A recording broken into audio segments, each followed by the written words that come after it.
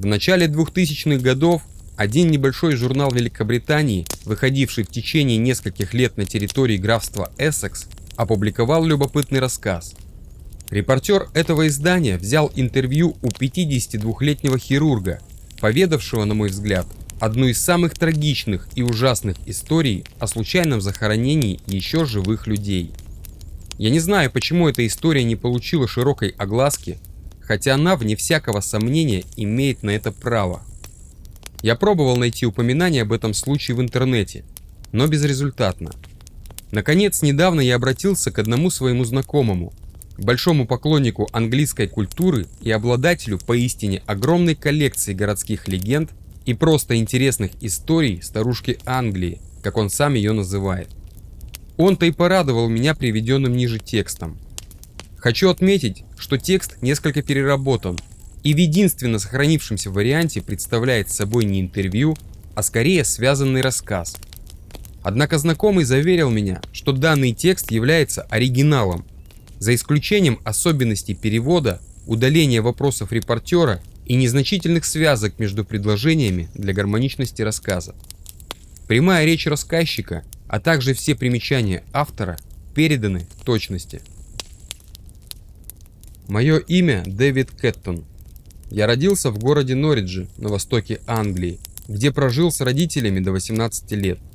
Окончив школу, я поступил в только что основанный Уорикский университет графства Уэст-Мидлендс, а получив высшее образование, переехал в городок Хэрлоу, где и прожил с семьей до нынешнего момента. Всю жизнь я проработал хирургом в местной больнице. У меня есть жена и 2 детей. Я с юношества болею за футбольную команду Кавентри-Сити, увлекаюсь астрономией и нумизматикой. Мечтаю побывать в Нью-Йорке и пешком пройти через весь Бродвей-стрит. Пожалуй, это все, что вам надо обо мне знать. Не вижу необходимости и в этом, но раз вы настаиваете...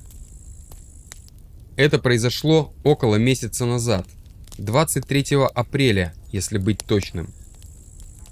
Жена обнаружила мое тело в гостевой спальне, на кровати. Я лежал и не подавал никаких признаков жизни. Приехавший позже врач зафиксировал смерть. Я знаю его лично.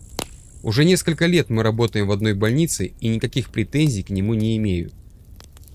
Мое тело увезли в морг.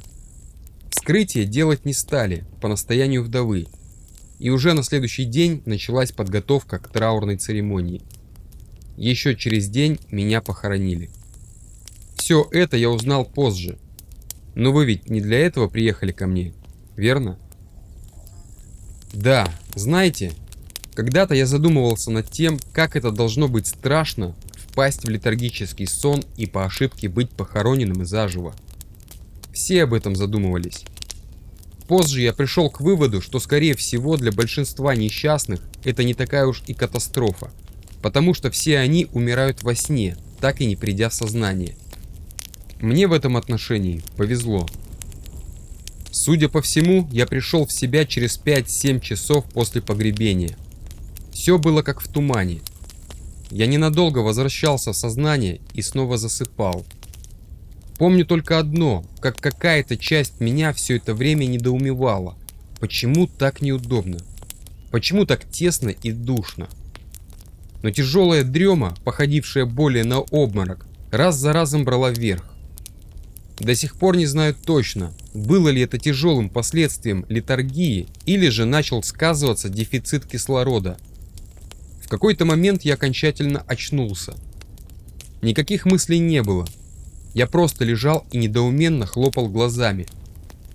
В голове туман, а перед взором абсолютная чернота и ни единого звука. Не сразу и поймешь, что ты уже проснулся. Сколько я так лежал, пытаясь сообразить, где я и что со мной, не помню.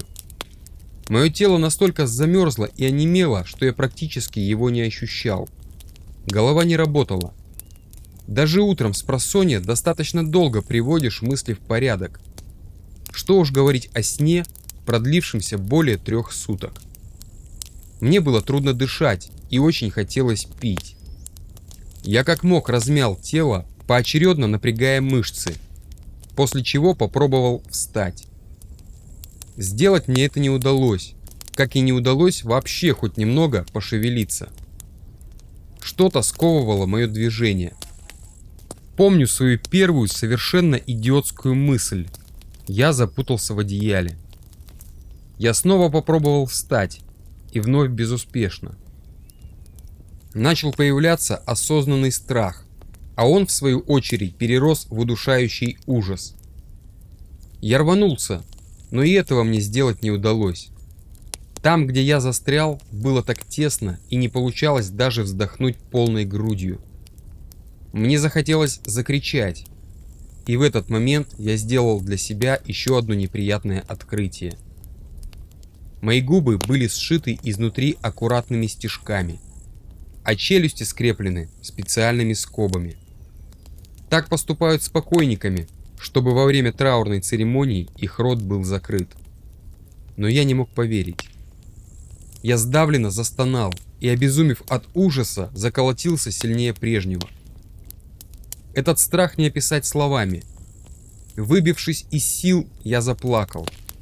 Рыдания сотрясали мою глотку, но ни единого звука не вырвалось из-за зашитых губ и сцепленных челюстей. Я беспомощно царапал руками деревянную крышку, слабо стучал, старался разорвать ногтями нежный шелк обивки и плакал. Плакал навзрыд, как не плакал никогда в жизни. Я сходил с ума и вертелся в своей ловушке уже не как разумный человек, а как жук, которого злые дети поместили в спичечную коробку. Не было у меня уже ни души, ни мозга, а был только страх. Сейчас я припоминаю, что в один из моментов либо потерял сознание, либо уснул, либо настолько потерял разум, что попросту перестал воспринимать реальность. Так или иначе, но я очнулся. Очнулся и пережил все заново. Так хотелось верить, что все произошедшее – нечто иное, как страшный сон. И я поверил. И верил. Верил даже тогда, когда вновь почувствовал нитки и металл во рту.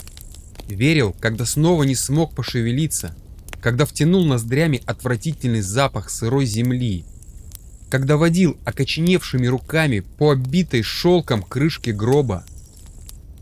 Сколько я так метался, не знаю, но потом на меня напала апатия. Настолько сильная, что я попросту замер, прикрыл глаза и почти перестал дышать. В тот миг я осознал, какое это счастье просто пить, есть, дышать, быть с незашитым ртом, сгибать ноги в коленях. Как мне хотелось согнуть ноги. Это просто поразительно, когда ты не имеешь возможности просто ощущать свое тело и не знаешь, что творится с твоими ногами. Минута сменялась минутой. Поверьте, 1 минута под землей – это вечность. За минуту в обычной жизни всегда что-то меняется. Падает лист с дерева, проезжает машина, облако закрывает собой весеннее солнце. Под землей за минуту не меняется ничего. Каждый миг тебя буквально рвет на части от ужаса и безысходности. Капля за каплей разум и все то, что есть в тебе человеческого, уходят прочь навсегда. Ты перестаешь быть человеком. Ты не животное, не птица и не ящерица. Ты гигантская гипертрофированная амеба, огромный гриб, не живой и не мертвый, никакой. Годы будут меняться годами, поколения поколениями. Люди будут жить, умирать, воевать, покупать, торговать, праздновать. А ты будешь лежать здесь. Всегда. В этом же самом костюме. В этой смиренной позе. Сначала живой, а потом мертвый. Только это изменится в какую-то минуту. В жизни бывает много трудных и сложных ситуаций. Человек может оказаться посреди пылающего дома, в трюме терпящего крушения корабля, в падающем самолете. Все эти и другие подобные ситуации объединяет одно.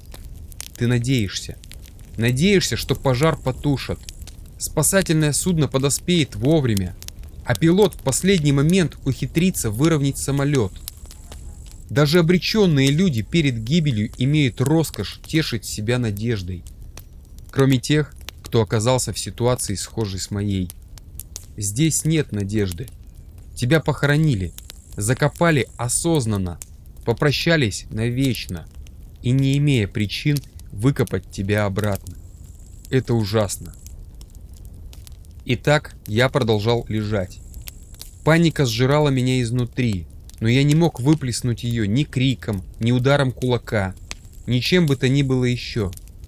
Голова работала отвратительно, не порождая ни слова, ни связанных мыслей. Их заменили мутные, нечеткие образы и чувства, одно хуже другого. Медленно, но неуклонно я впадал в бред. Сейчас можно было бы высчитать в точности, сколько клеток мозга я потерял за время своего захоронения от недостатка кислорода. Только это ни к чему. Миновал час, а может быть и 10 часов. Я все глубже уходил в себя, обливался потом и слезами, скулил и продолжал бесцельно водить руками по тесным стенкам собственного склепа. Минута, еще минута, еще минута, минута. В очередной раз, очнувшись от бредового состояния, я обнаружил в руках некий предмет. Из-за холода и многих других факторов я почти утратил чувство осязания. Много времени ушло на то, чтобы понять, что это такое. Но когда я понимал, не объяснить. Появилась та надежда обреченного, само право надеяться, о котором я говорил выше. Это был сотовый телефон. Я вспомнил приложение к своему завещанию. Нечто вроде последнего волеизлияния, где как раз говорилось о сотовом телефоне. Господи, как я был благодарен своей жене за то, что она не забыла о моей маленькой просьбе. Голова просветлела, радость вырывалась наружу новыми порциями рыданий и нетерпеливым мычанием. Некоторое время ушло на то, чтобы просто включить телефон. Сделать это окоченевшими руками оказалось непросто, но я справился. Он приветливо завибрировал, и впервые за целую вечность я увидел свет. Зеленый, да более яркий, но такой родной и приятный. Теперь секунды понеслись для меня с бешеной скоростью. Я почти ощущал, как время со свистом проносится мимо. Долго, очень долго я вглядывался в экран. Что он там пишет? Пудовый валун упал на мою грудь, когда я наконец разобрал надпись. В телефоне не было сим-карты. «Это невозможно», — подумал я. Но проклятый телефон считал иначе. Я принялся обшаривать карманы, но ничего там не обнаружил. От слез перед глазами все поплыло. Наконец я догадался вытереть глаза платком, что находился в моем нагрудном кармане, и, используя свет дисплея как фонарик, методично обшарил все доступное моему взору пространство. Я чуть не разорвал свои губы радостным восклицанием, когда обнаружил сим-карту, неприметно заткнутой за правый лацкан пиджака. Там же находился листок с записанным пин-кодом. Тем временем положение мое становилось все более плачевным. Меня нещадно клонило в сон от недостатка кислорода, а от нестерпимого холода тело немело все сильнее и сильнее. Но я не мог сдаться сейчас. Мне пришлось выключить телефон, чтобы вставить в него сим-карту. О, я проработал хирургом больше 30 лет и по долгу профессии обладаю прекрасной моторикой рук. Но еще никогда я не сталкивался с задачей более сложной, чем эта. Руки не слушались команд, подаваемых ослабленным мозгом. Чертова симка постоянно выпадала, и ее приходилось искать на ощупь.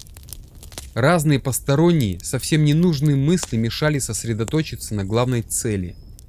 Что я только не передумал за это время. А что, если на сим-карте нет денег? А если телефон не поймает сотовую связь? А вдруг супруга неправильно записала ПИН? А если еще что-то, чего я не предусмотрел? Но чудо случилось. И вот спустя еще одну вечность в моей руке снова вибрирует телефон, а тьму разгоняет зеленый свет экрана. Индикатор, отвечающий за уровень сигнала, показывает, что звонить можно, но не мешало бы выбраться на более открытую местность. Я тоже так считал. Рука машинально набрала номер приемного отделения моей родной больницы. Я знал, что трубку возьмет либо невероятно толстая и стервозная Энид, вечно теряющая свои очки и мазь от герпеса, либо старая дева Джессика, готовая сутками пить травяной чай и раскладывать пасьянс на истертых и до невозможности засаленных картах. И ту, и другую я готов был сейчас расцеловать.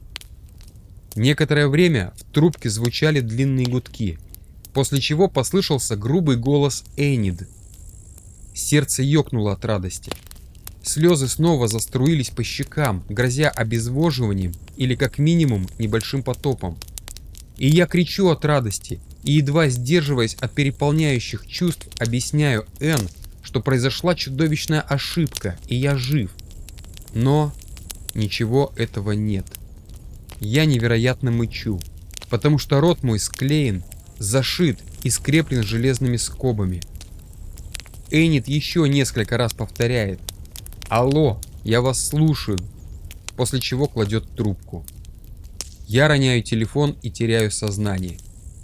Очнувшись вновь, я с трудом припоминаю все случившееся. Голова буквально раскалывается от боли. Воздуха остается все меньше и меньше, и счет уже идет на минуты. Когда я распаковывал свой рот, когда вырывал с мясом нитки и отдирал от десен скобы, сознание покидало меня не меньше 10 раз. Под конец я находился не в сознании даже, а в полусознании, ничего не соображая и не понимая, кто я, где я и что со мной. Все силы умственные, моральные и физические были направлены теперь на одно единственное действие – телефонный звонок. Тот разговор смутно припоминается мне. Знаете, как давно забытый эпизод из детского сна. Энид сначала не поверила мне, сказав, что если это шутка, то очень глупая. Потом она, кажется, положила трубку. Я позвонил снова, и вновь она не поверила. Мне пришлось напрячься и выудить из головы несколько воспоминаний, связанных только с нами. Надо отдать должное девице. Убедившись, что это действительно я, она не упала в обморок и не растерялась. Она что-то быстро заговорила в трубку, но я уже не мог разобрать ее слова.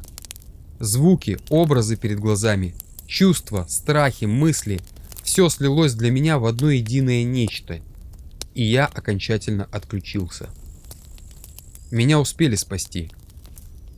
Не стану рассказывать, как долго я и все мои родные приходили в себя после случившегося. Это скучно и, на мой взгляд, довольно занудно. Все эти курсы реабилитации, психологическая помощь, разыгравшиеся на фоне произошедшего фобии и страхи – это все детали, которые при необходимости вы можете додумать и сами. Но пора завершать. Я долго и много думал и раньше над тем, как жестоко бывает жизнь. Мы все боимся смерти. А зря. Смерть неотвратима, прямолинейна и честна. А жизнь нет. Жизнь дает несчетное число плохих вариантов.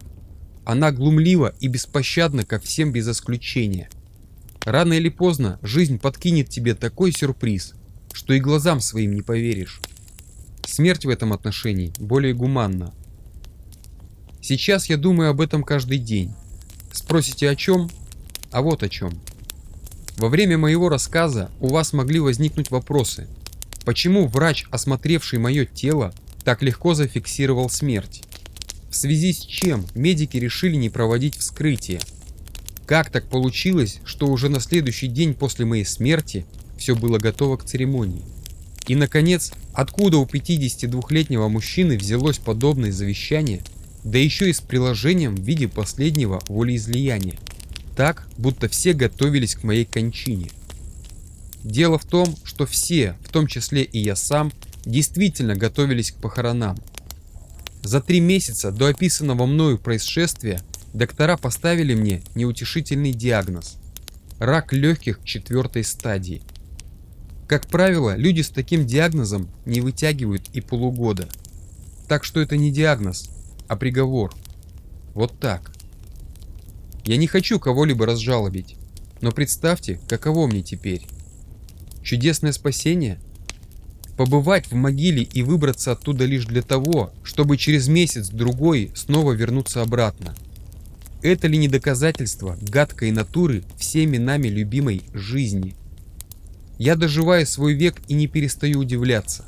Кого я мог настолько сильно разозлить на небесах, чтобы надо мной сыграли столь злую шутку? Это страшно, удивительно и нелепо, но в первую очередь это чертовски обидно. Последние дни моего существования превратились в какой-то дьявольский анекдот, над которым можно лишь посмеяться, да и то сквозь слезы. И я смеюсь, потому что больше мне ничего не остается. И последнее. Недавно я посетил свою первую могилу. Я попросил, чтобы ее оставили вместе с надгробной плитой, где все еще вбиты мое имя и дата смерти. Знаете, любезный друг, если ее не тронут, то я, наверное, буду единственным человеком во всей Великобритании, у которого не одна, а сразу две могилы. И это еще одна шутка из моего предсмертного анекдота. Вот так. На этом я закончу. Желаю вам всего хорошего. Дэвид Кэттон скончался 23 июня в возрасте 53 лет утром в день своего рождения.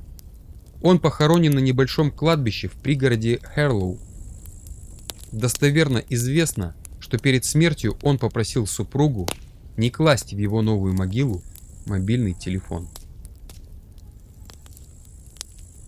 Если вам понравилась эта история, не забудьте подписаться на канал. Нажмите колокольчик и получайте больше новых и страшных историй на ночь.